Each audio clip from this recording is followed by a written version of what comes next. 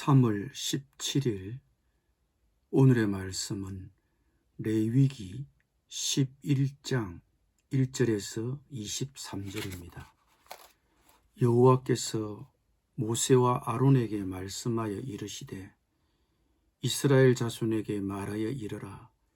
육지의 모든 짐승 중 너희가 먹을 만한 생물은 이러하니 모든 짐승 중 굽이 갈라져 쪽발이 되고 새김질하는 것은 너희가 먹되 새김질하는 것이나 굽이 갈라진 짐승 중에도 너희가 먹지 못할 것은 이러하니 낙타는 새김질은 하되 굽이 갈라지지 아니하였으므로 너희에게 부정하고 사반도 새김질은 하되 굽이 갈라지지 아니하였으므로 너희에게 부정하고 토끼도 새김질은 하되 굽이 갈라지지 아니하였으므로 너희에게 부정하고 돼지는 굽이 갈라져 쪽발이로 돼 새김질을 못함으로 너희에게 부정하니 너희는 이런 고기를 먹지 말고 그 죽음도 만지지 말라. 이것들은 너희에게 부정하니라.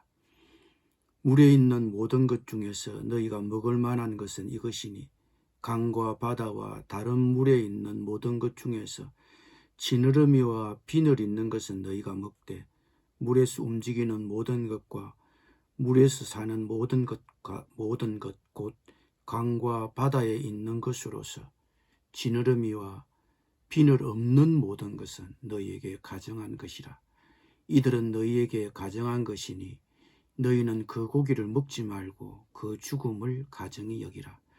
수중생물에 지느러미와 비늘 없는 것은 너희가 혐오할 것이니라. 새 중에 너희가 가정히 여길 것은 이것이라. 이것들이 가정한즉 먹지 말지니 곧 독수리와 솔개와 물수리와 말똥가리와 말똥가리 종류와 까마귀 종류와 타조와 타흐마스와 갈매기와 새매 종류와 올빼미와 가마우지와 부엉이와 흰 올빼미와 사다새와 넛새와 황새와 백로 종류와 오디새와 박진이라. 날개가 있고 네 발로 기어다니는 곤충은 너희가 혐오할 것이로되 다만 날개가 있고 네 발로 기어다니는 모든 곤충 중에 그 발에 뛰는 다리가 있어서 땅에서 뛰는 것은 너희가 먹을지니 곧 그 중에 메뚜기 종류와 배짱이 종류와 귀뚜라미 종류와 팥중이 종류는 너희가 먹으려니와 오직 날개가 있고 기어다니는 곤충은 다 너희가 혐오할 것이니라. 아멘.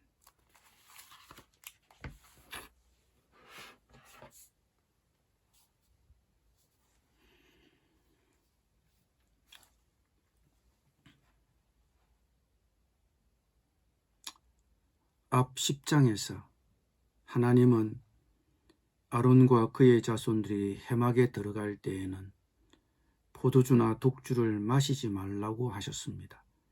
그것은 그들이 맑은 정신으로 거룩하고 속된 것, 부정하고 정한 것을 구별하도록 하기 위함이었습니다. 오늘 11장부터는 이 제사장의 중요한 임무를 이스라엘의 생활과 문화의 다양한 분야에 적용합니다.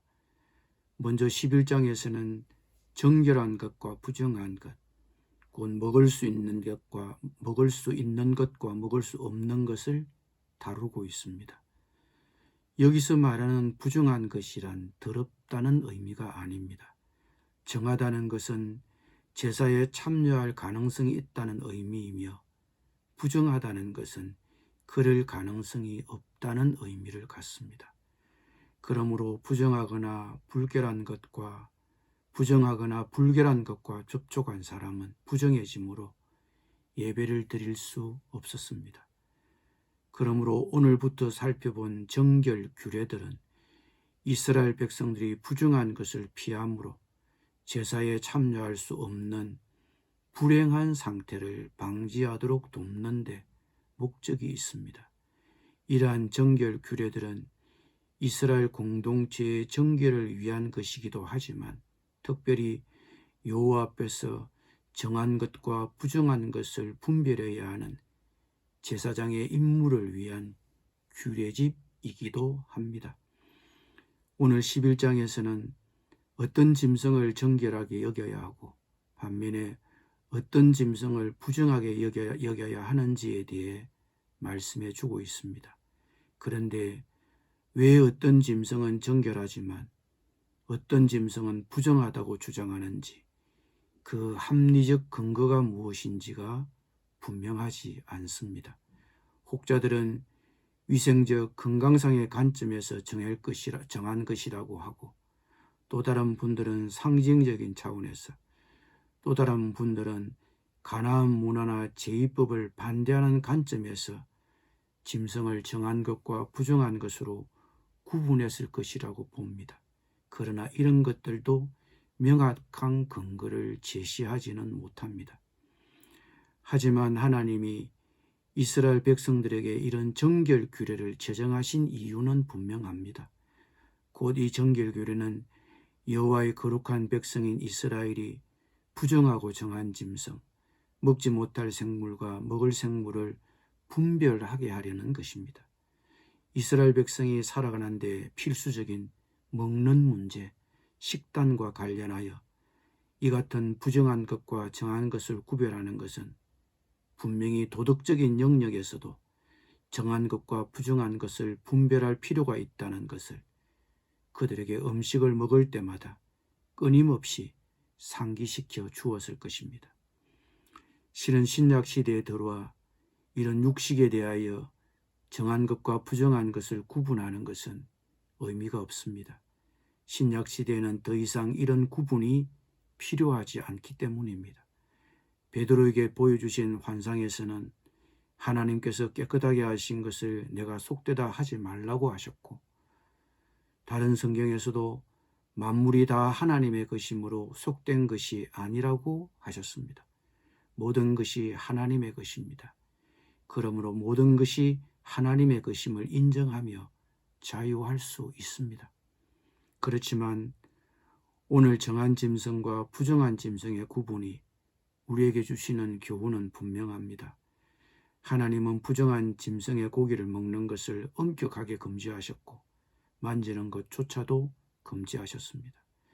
하나님은 이렇게 자기 백성들이 금지된 것을 분별하며 살기를 원하셨습니다.